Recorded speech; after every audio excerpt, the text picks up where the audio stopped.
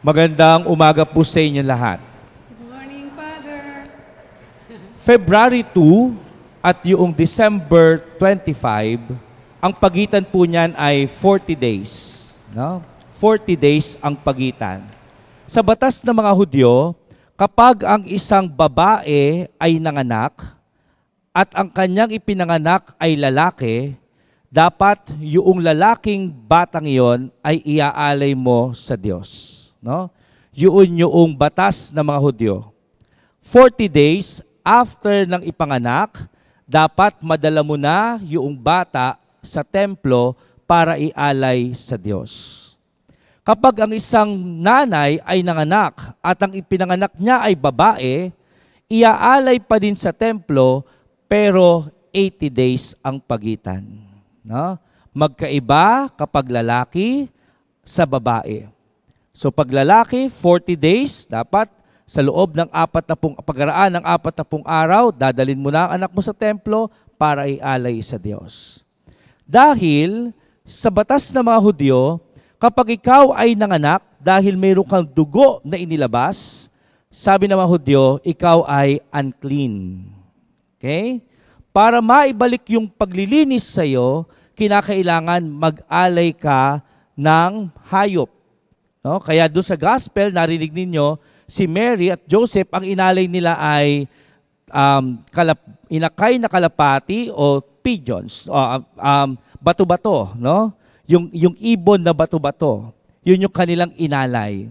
Sabi sa Bible commentary, kapag daw may kaya-kaya ka, no? Pag maganda ang estado mo sa buhay, medyo mayaman, ang ina-offer ay baka o tupa.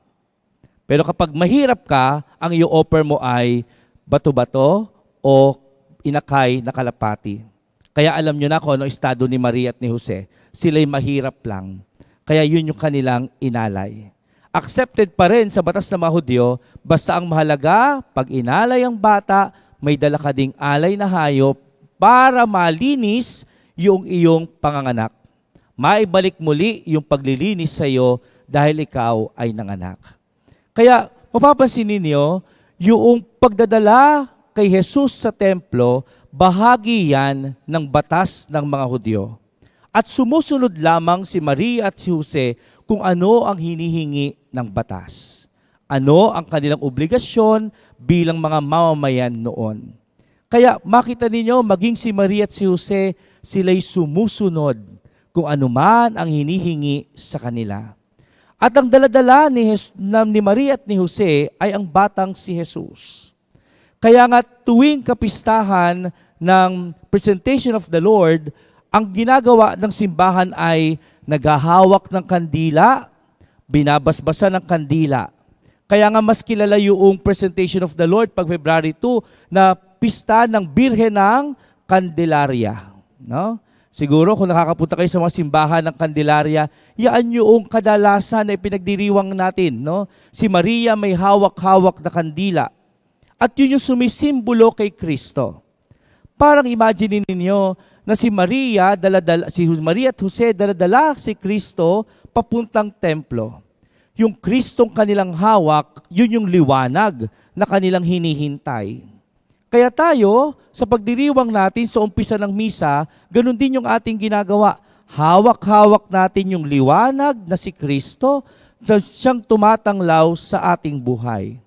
Kaya mahalaga yung simbolo na yon. Kapag binalikan natin, siguro kadalasan sa inyo, mga nakapagninang na sa binyag, no? May hawak-hawak na kandila. Yung batang binibinyagan ay binibigyan ng liwanag na nanggagaling doon sa malaking kandila na si Kristo mismo, yung liwanag na yon.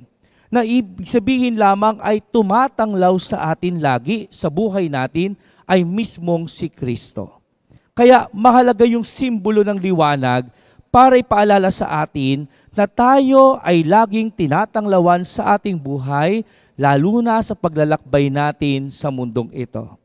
Kaya bilang mananampalataya, malinaw para sa atin na yung liwanag na kinakailangan natin ay laging nagmumula sa Diyos. Bilang paalaala na hindi tayo nag-iisang naglalakbay sa mundong ito. May kasakasama tayo at yan ay walang iba kung hindi ang Diyos. Sa bahagi ng gospel, maririnig ninyo mayroong naghihintay kay Kristo. Si Simeon ay isa sa mga matapat na lingkod ng Diyos. Pero kinausap siya ng Panginoon at sinabi sa kanya, hindi ka pwedeng mamatay hanggat hindi mo nakikita ang liwanag na magliligtas sa buong bayan ng Israel. Hindi siya pwedeng mamatay. Kaya si Simeon, hindi niya alam kung kailan dadating yung liwanag na yun sa templo. Araw-araw, pabalik-balik siya sa templo para hintayin at abangan kung kailan darating si Kristo na iaalay sa templo. Alam lang niya na mayroon pang Mesiyas sa darating, may liwanag pang darating, pero hindi niya alam kung kailan. Kaya dumating sa isang punto na nung si Maria at si Jose ay dumating sa templo, dumating din si Simeon. At nung dumating si Simeon, nakita niya ang batang si Jesus. Kinuha at kinalong. At anong sabi ni Simeon? Kunin mo na, O Diyos, ang iyong abang alipin, sapagkat nakita na ng aking mata ang liwanag na tatanglaw sa buong bayan ng Israel. Parang sinabi lang ni Simeon, Lord, nakita ko na yung liwanag, pwede na akong mamatay. No? Yun lang yung gustong sabihin ni Simeon. Kasi yung pangako ng Diyos na hindi pa siya maaaring mamatay hanggat hindi pa nakikita yung liwanag na si Kristo, ngayon sinabi na ni Simeon, Lord, eto na, hawak ko na. Sabi mo, hindi ako pwedeng mamatay, ngayon pwede na. Dahil alam kong isinilang na ang batang magliligtas sa buong bayan ng Israel. Kahit si Simeon, alam niya na si Kristo ang tanging liwanag na tatanglaw sa buong bayan ng Israel na binalot ng kasalanan. Siya mismo ang magbibigay ng liwanag sa dilim ng kasalanan ng buong bayang Israel. Kaya napakahalaga sa pagdiriwang ng presentation of the Lord, ipinapaalam sa atin ng Diyos na ang Diyos ay tunay sa kanyang pangako. Tinutupad ng Diyos ang kanyang pangako para sa buong bayan. Tinutupad ng Diyos ang kanyang pangako na ibibigay niya ang magliligtas sa atin. Kapag ipinapaalala sa atin yung pagdiriwang na ito, sinasabi lamang ng Diyos kung si Maria at si Jose ay tumutupad sa batas, maging ang Panginoon tumutupad din sa kanyang pangako para sa atin. Yan ang kabutihan ng Diyos. Yan ang liwanag ng Diyos, na anuman ang kanyang sabihin para sa ikabubuti natin ay kanyang tinutupad. Kaya tayo na tumatanggap ng biyaya ng Diyos, ang tanong, ano ba yung natutupad din natin sa ating pangako sa Panginoon?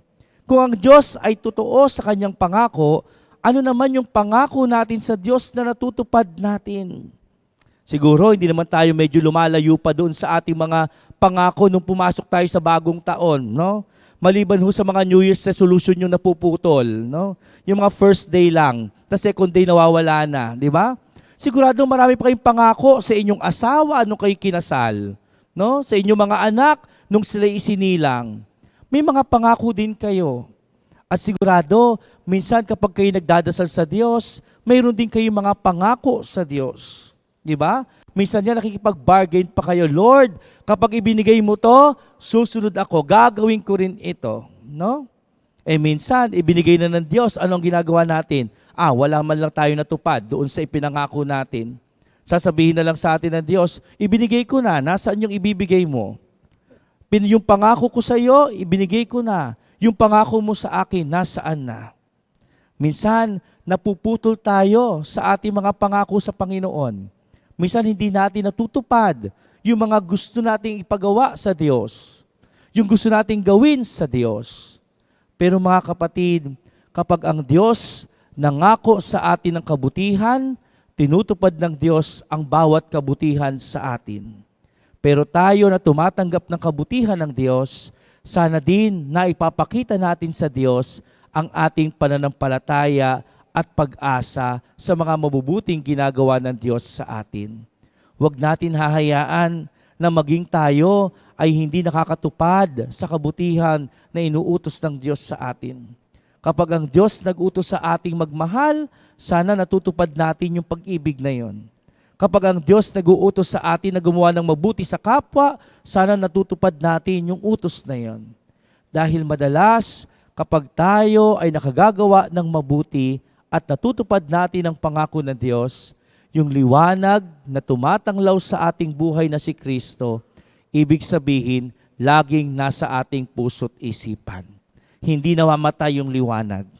Pero kapag hindi na natin nagagawa yung kabutihan ng Diyos sa ating sarili at sa ating kapwa, magtanong ka, baka yung liwanag ay unti-unti nang nawawala. Baka dahil sa kasalanan na ating nagagawa, unti-unti nang nawawala yung liwanag ng pag-ibig ng Diyos.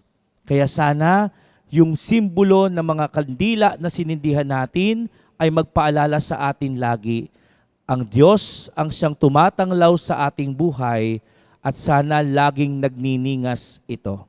Laging nakasindi ito upang lagi tayong akayin ng Diyos sa gawaing mabuti at sa pagsunod sa kalooban ng Panginoon. Amen. Tumayo tayong lahat.